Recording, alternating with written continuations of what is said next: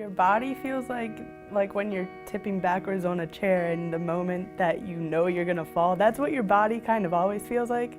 I would describe it as sort of like living in a nightmare. In a world of 7 billion people, you just kind of feel like no one else really understands what you're going through. You're completely helpless, and there's not really anything that you can do because you're in a constant mental war with yourself. You just feel hopeless.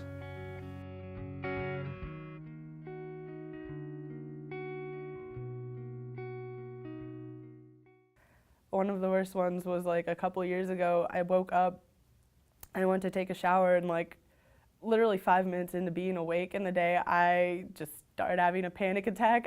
It's 6 a.m. I ran outside and just laid down on the cold patio. My mom comes outside. She's like, "What's wrong?" I don't know. I don't know. It was so hard for me to understand why I was like that, and my mom would be like, "You have to learn to get over this," and I didn't know how. I didn't really start thinking there was anything wrong until freshman year of high school. In elementary school, I was just like a normal kid. I was generally pretty happy. And then in middle school, I just started feeling a lot more depressed. It didn't get really bad until high school when I started getting like bullied a lot.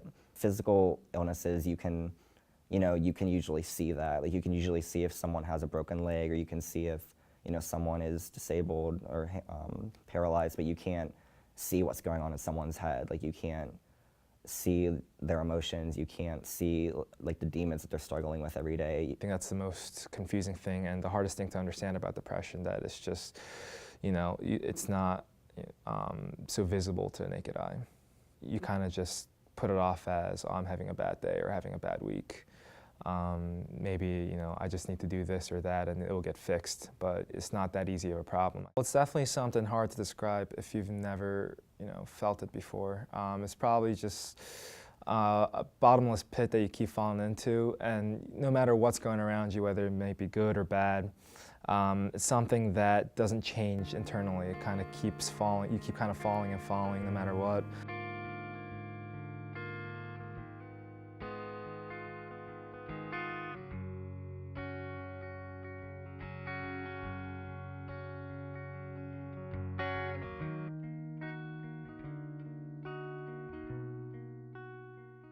The police were brought into my dorm room, and I was searched in front of my roommates, and I had to convince them not to put me in handcuffs. And they took me and put me into a police car that was parked in front of Reddifer, where groups of friends were passing by to go to Reddifer and had seen me. And it was very embarrassing because at that point I was not open about my schizophrenia. This was a very traumatizing experience for me. I realized then that I needed to become open about my schizophrenia because people saw what happened. People knew that something was going on about me, and I was afraid of lying. I was afraid of just making up excuses, and I just needed to be open about it. So I thought the best way to do that would be becoming open through a blog.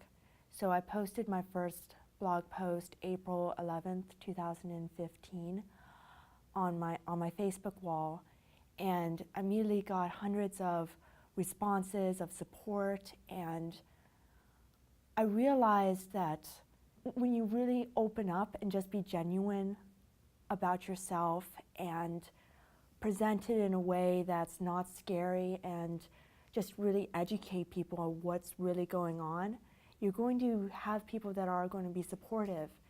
And that made me no longer be afraid of talking about my schizophrenia. I was no longer afraid of being associated with having schizophrenia. It's a very umbrella type of diagnosis. You don't have to hallucinate or be delusional to have schizophrenia. So there are very many different varieties, so that's a misconception. Also a huge misconception is that people who have schizophrenia are violent.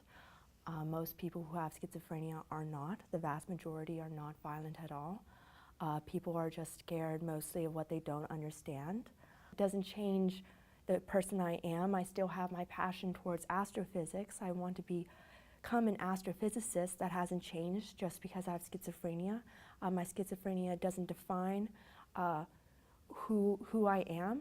Don't let people stand in your way of getting the correct medical treatment. Don't let those negative voices outside of your head, because with me at least, those negative voices outside of my head were much more of an impact to me than the voices that I would hallucinate.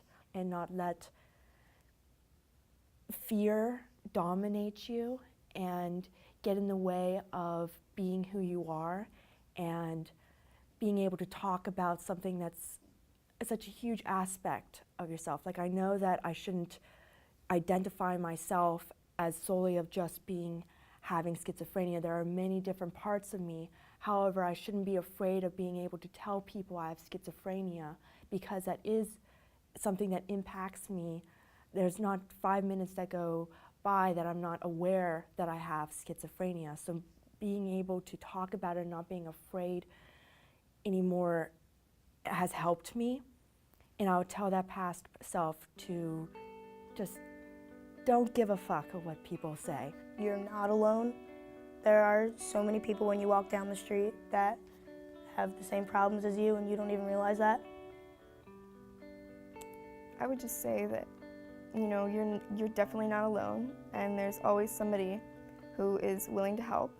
If you keep it all in your head, it's going to cause problems, because the problems are in your head. If you find out that someone has a problem, you need to just not let them feel different, make sure that they know it's okay. I would tell myself that you're not alone and that a lot of people feel this way, and that just to take a deep breath. You know, it's going to be all right.